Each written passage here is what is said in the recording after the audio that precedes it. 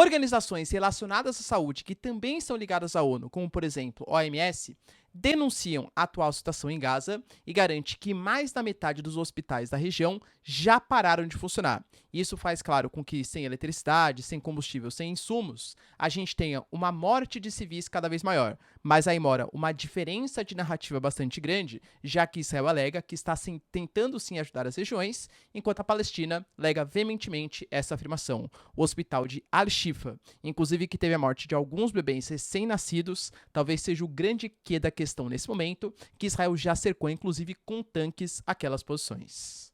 Hoje a gente teve também o Lula, presidente do Brasil, dando declarações, pessoal, bastante fortes contra Israel, alegando que se o Hamas fez sim um atentado terror, isso não exime Israel, que está fazendo algo muito parecido, se não igual, às atitudes do Hamas. Lembrando que isso pode trazer, cara, algumas complicações no sentido geopolítico.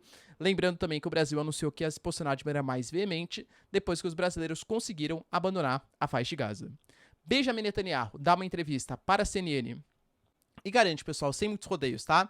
Que vai continuar com a sua ofensiva. Vide aí a atitude do Roosevelt, por exemplo, à época de Pearl Harbor, ou do Bush depois de setembro. E para finalizar, pessoal, o próprio exército israelense garantindo que a ofensiva ela pode sim aumentar nos próximos dias.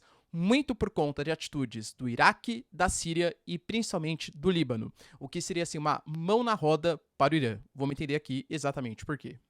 Se vocês querem entender um pouco mais sobre esses assuntos, e muito mais também sobre geografia, geopolítica, atualidades, política, polêmicas, enfim. Tudo para você se manter sempre bem atualizado. Já se inscreve no canal, deixa o like, compartilha esse vídeo, que eu, professor Ricardo, conto muito com a sua ajuda. Belezinha? Pessoal, para quem não me segue no Instagram, hein, @prof_Ricardo Marcílio, me segue lá. Pessoal, eu conto muito com o seu apoio também para votar em mim no Prêmio Best. Estou concorrendo com o maior influenciador da educação brasileira em 2023. Olha a honra, hein? E conto muito com o seu voto, tá? Professor, já votei. Vota de novo. Eles liberaram, tá? Eu conto muito com a sua ajuda. Tamo junto, pessoal. Então, bora lá pro vídeo, que hoje o assunto ele é bastante importante, né? Relevante. E tem a ver também com complicações, até geopolíticas mesmo, do Brasil. Primeiro, pessoal, eu diria, né, que talvez das situações mais graves que vem acontecendo na faixa de Gaza, talvez a situação das crianças ou dos civis que estão nos hospitais seja a mais tensa. A gente fala de Al-Quds, Al-Shifa talvez seja a principal referência no momento, que está cercada, sendo bombardeada, talvez não só os hospitais. Embora a gente tenha as próprias instituições internacionais garantindo que nesses últimos 36 dias de guerra, a gente teve 137 ataques a hospitais, contabilizando 521 mortes e 686 feridos. Isso faz com que mais da metade dos hospitais não estejam funcionando em Gaza, sendo que aqueles que estão funcionando não estão operando completamente com a sua capacidade e só quem consegue fazer assim intervenções simplesinhas, mas conseguir fazer algum tipo de tratamento mais complexo, curar algum tipo de ataque, enfim, né, que possa ter vindo aí em direção de Israel, do Hamas, enfim, isso não é possível no momento, ou seja, a tendência dos prejuízos sociais aumentarem cada vez mais. Com isso, a gente teve, por exemplo, uma foto, né? Não vou nem colocar para vocês, pessoal, porque assim, talvez fira um pouco os princípios do YouTube, tá? É uma foto um pouco sensível também. Mas foi uma foto compartilhada pelo Hamas, vocês acham aí, pessoal, de maneira bem simples, tá? Que mostra alguns bebês, todos eles recém-nascidos, fora de incubadoras, visto que as incubadoras elas precisam de combustível de eletricidade para funcionar, e segundo o Hamas, Israel cortou o fornecimento disso. Só que aí também, como eu falei para vocês na nossa introdução, mora uma diferença de conto, uma diferença de narrativa sobre o conflito. Israel garante que mesmo não sendo obrigação de Israel, eles foram lá e colocaram mais de 300 litros de combustível disponível para o hospital em Al-Shifa. Inclusive, eles até compartilharam uns vídeos, tá? Carregando galões ali, colocando com o exército. Ele conseguiu se mobilizar pela inteligência com alguns funcionários que trabalhavam no hospital e eles foram receber, mesmo com o Hamas atuando naquelas posições, porque Israel garante, né, que os ataques estão sendo realizados a hospitais, escolas, tal, porque é onde fica a base de logística, ataques, enfim, do Hamas. A Palestina, pessoal, fala que é mentira, tá? Que isso de fato não está acontecendo e é por isso que eu falo para vocês que tem um pouco dessa diferença, né? Sobre o que o Hamas e sobre o que o Israel fala. Lembrando, pessoal, também que a gente tem o próprio Israel, tá? O Benjamin Netanyahu.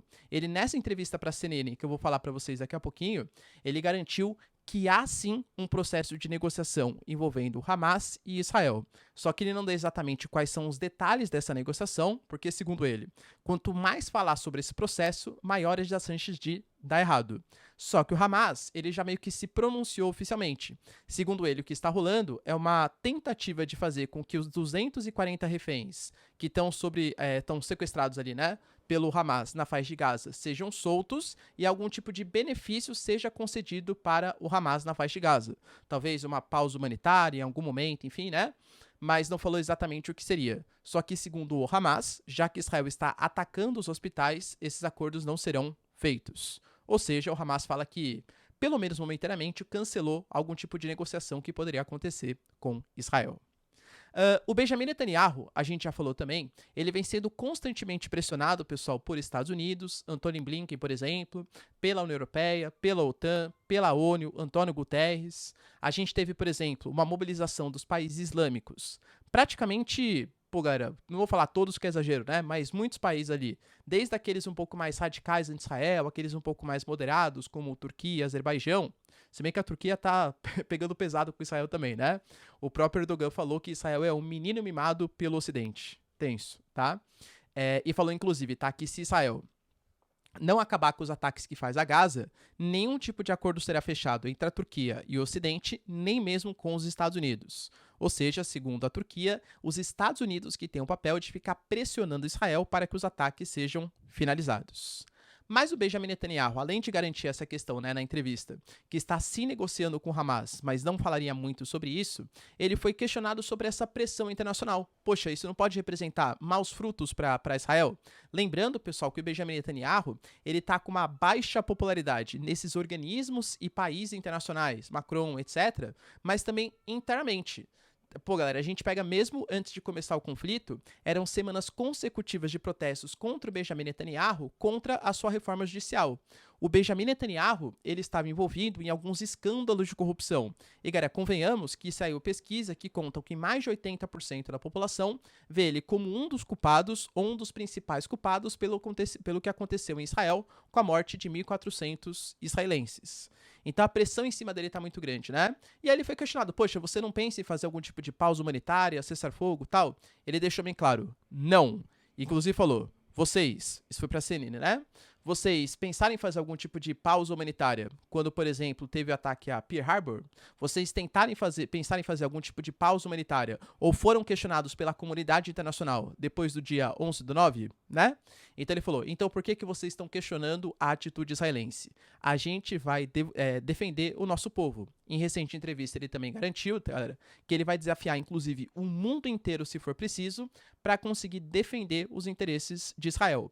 Aí, muito mais ligado à declaração que ele deu, que a faixa de Gaza ficará sim sob os domínios de Israel, mesmo a comunidade internacional sendo favorável a uma coalizão árabe comandando aquelas posições, mas ele falou que não, que para a segurança de Israel, por maneira indeterminada, indefinida, a faixa de Gaza ficará sob os cuidados, entre aspas, né, de Israel. Deixou bem claro, pessoal, também, né, que não fará essas pausas humanitárias, porque é isso que eles querem. Inclusive, até começou a fazer algumas referências históricas. Penso eu, pessoal, que é para causar uma sensação de empatia, né? Porque quando ele dá um exemplo dos Estados Unidos, meio que, pô, os americanos, realmente, talvez se fosse comigo eu não faria. Ele falou, por exemplo, da Normandia, falou assim, ó, o que os alemães queriam era que depois de Normandia também tivesse uma pausa humanitária de um mês, enfim, para eles conseguirem se reposicionar, entende? Então fez alguns argumentos históricos aí para talvez tentar causar uma certa empatia na comunidade internacional. E aí, pessoal, será que vai rolar? Pelo menos nas declarações do Brasil, aparentemente não, hein?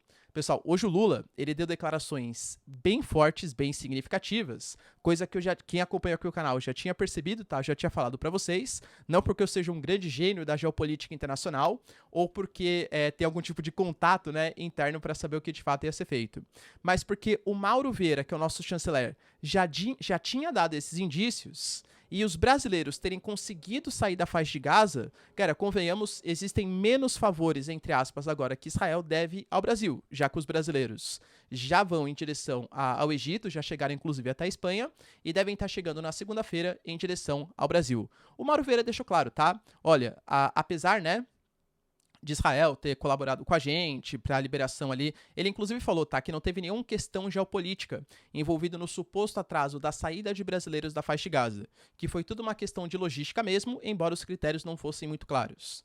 Mas ele deixou bem claro que o Brasil ia continuar pressionando Israel pelas questões humanitárias. E aí o Lula concedeu uma entrevista. O Lula, como chefe de Estado brasileiro, óbvio que a declaração dele tem mais peso que a do Celso Amorim, do Mauro Vieira, etc, né? Ele começou falando assim, olha, eu quero deixar bem claro que os atos que o Hamas fez, e depois ele deixou bem claro, tá? Atos terror, tananã. Lembrando que o Brasil não considera o Hamas como terror, tananã, porque a ONU não considera, e o Brasil, com postura de Estado, nem a de governo, também não considera, mas chamou o ato de terror, enfim, né? Vocês sabem o que eu tô falando. Falou assim, e tá certo que o Hamas fez isso, mas isso não autoriza o que Israel está fazendo. Segundo ele, o que Israel está fazendo agora é uma solução que é tão grave quanto o terror praticado pelo Hamas. Porque o que está acontecendo é uma matança de inocentes sem nenhum critério. Que ele, inclusive, deveria primeiro salvar as crianças e mulheres para depois fazer os ataques que eles quiserem. Nomeando ali, claro, o Hamas, né? Vocês percebem, cara, que ele colocou meio que nível de igualdade? Independente de quem começou, quem, né, parece, independente, na questão geopolítica, tá? Independente de quem começou, quem terminou, o Brasil, né, agora, pessoal, com postura, né, chefe de Estado, está igualando as ações. Como o Brasil colocou que o Hamas fez um atentado terror, taranã, eu considero que ele está falando que Israel também fez um atentado terror, enfim, né, contra a população que vive em Gaza. Se é um atentado terror, isso deve gerar algum tipo de reação internacional. Existem princípios internacionais, os acordos internacionais, a Carta da ONU, o Acordo de Genebra, que devem ser respeitados. A gente sabe que a coalizão de países islâmicos que se reuniu recentemente pediu maiores investigações do TPI, da AEA para saber sobre o programa nuclear israelense, pedindo para investigações para saber se Israel cometeu ou não crimes de guerra. O Brasil, pelas declarações oficiais, não sei se isso condiz muito com o Itamaraty ou se foi algum tipo de deslize, porque não deveria ter falado isso em público, tá? Isso não está claro, pelo menos ainda. Também vai se posicionar a favor das investigações contra Israel, já que Israel, segundo o governo brasileiro, tomou atitudes terror, taranã, tá? Quando foi procurada, a embaixada israelense ainda não se pronunciou, mas vai lembrar que recentemente, né, o embaixador ele se reuniu com alguns parlamentares muito mais ligados à oposição do que à situação e teve algumas rusgas fazendo críticas ao governo, críticas à mídia brasileira, e eu diria que essa declaração pode não ter pegado muito bem frente a Israel e também à sua embaixada. Vamos ver como que isso vai ser respondido por Israel. E para finalizar, pessoal, a gente teve também uma notícia que Israel alegou que a guerra pode estar se expandindo. E essa expansão tem muito a ver com duas questões. Primeiro, aos ataques que os Estados Unidos vêm fazendo, principalmente à Síria e ao Iraque. A gente sabe, pessoal, que existe o chamado Eixo da Resistência, liderado pelo Irã, com os Houthis, o Hamas, a Jihad Islâmica, o Hezbollah, Síria, Iraque, alguns membros do Paquistão, enfim, que alegaram, pessoal, que para defender os palestinos, eles vão tentar atacar algumas posições, não só de Israel, como também dos Estados Unidos. Então, as bases da Síria e as bases no Iraque dos Estados Unidos estão sendo atacadas. Como resposta a esses ataques, os Estados Unidos também realizou ataques, inclusive alegando que não é só para tentar ali ou para atacar a Síria e o Iraque, mas também o Irã, que utiliza aquelas posições com a base logística para fornecer ajuda para o eixo da resistência. Lembrando, pessoal, que o Irã é com certeza o principal inimigo geopolítico dos Estados Unidos no Oriente Médio, tá? Isso tem que estar bem claro. E na reunião que aconteceu, por exemplo, talvez o presidente iraniano, né, o Raisi, ele foi o mais enfático possível contra os Estados Unidos e contra Israel. Ele alegou, pessoal, que a solução para a paz na região seria fornecer armas aos palestinos. Não sei a quais palestinos ele está se referindo, muito possivelmente ao Hamas também, tá? Falando que do mar ao rio, tudo tem que pertencer aos palestinos. Ou seja, a destruição do Estado de Israel. Pessoal, essa fala, né, do mar ao rio, dá a entender que é do Rio Jordão até o mar Mediterrâneo. Ou seja, a posição hoje da Cisjordânia, Israel e faixa de Gaza. Se é tudo dos palestinos, isso quer dizer que Israel não deveria ter o direito de existir. Lembrando, tá? Mesmo com todos esses países islâmicos se mobilizando, não foram todos que pensaram da mesma maneira que o Irã. Alguns, como o Azerbaijão, como a Turquia, condenaram as ações, mas têm relações com o Ocidente e duvido, pessoal, que vão fazer bloqueios econômicos, bloquear espaço aéreo ou até algum tipo de retaliação militar. Mas o que está mais pegando nesse momento é o Hezbollah. O Hezbollah, que lembrando, é o maior aliado do Irã regionalmente. Inclusive surgiu no sul do Líbano no comecinho da década de 80, até com uma própria extensão do Irã. Tinha acabado de acontecer a Revolução Iraniana, revolução liderança dos Ayatollahs, e esse grupo xiita, Hezbollah, estabelecido no sul do Líbano, enquanto Israel fazia uma guerra, Operação Paz na Galileia, da Guerra Civil do Líbano, o Hezbollah acabou se mobilizando e até hoje existe tanto como um grupo político como uma força militar. E os ataques eles continuam acontecendo. Israel falou, pessoal, que o que fez em Gaza pode fazer também no Líbano e que, aliás, a opção do Líbano deixar o Hezbollah existir como um grupo político e como um grupo armado vai fazer com que a sua população sofra tanto quanto os palestinos. Lembrando que é diferente porque o Hezbollah ele não é o poder local do Líbano. Existem outros grupos que ali atuam, mas o Hezbollah é um partido político que tem inclusive cadeiras no parlamento libanês. E Israel alega, bom, como vocês deixam o Hezbollah existir e o Hezbollah é aliado do Hamas e prega a destruição do Estado de Israel, o Líbano inteiro vai sofrer as sanções. E de verdade, pessoal, se o Líbano também começar a sofrer ataques, como sofreu, inclusive a 45 quilômetros da fronteira, não só bem na fronteira ali ao sul, sabe quem vai gostar disso? Entre aspas, o Irã. Por quê? Pô, se mais um país for atacado por Israel, primeiro, que você divide as atenções e divide o exército israelense. É fato que isso vai enfraquecer, embora Israel seja muito mais poderoso. Mas, principalmente, isso aguça ainda mais a comunidade internacional, principalmente os países islâmicos, a fazer uma união contra Israel. Pelo Irã, né? Vocês vão deixar isso? Eles começaram com os palestinos. Agora estão indo para o Líbano. Daqui a pouco vai ser a Síria. Daqui a pouco vai ser o Iraque. Eles estão querendo destruir o mundo islâmico. Entende que isso corrobora, né? Bastante a narrativa iraniana. Então, penso eu que o Irã está bastante favorável a essa declaração de Israel de possível expansão do conflito. Combina bastante com os interesses iranianos. Beleza, pessoal? Deu para entender os principais acontecimentos? Se vocês curtiram o vídeo, então, ó, já deixa seu like, se inscreve no canal. Tamo junto, beijos, abraços e tchau, tchau.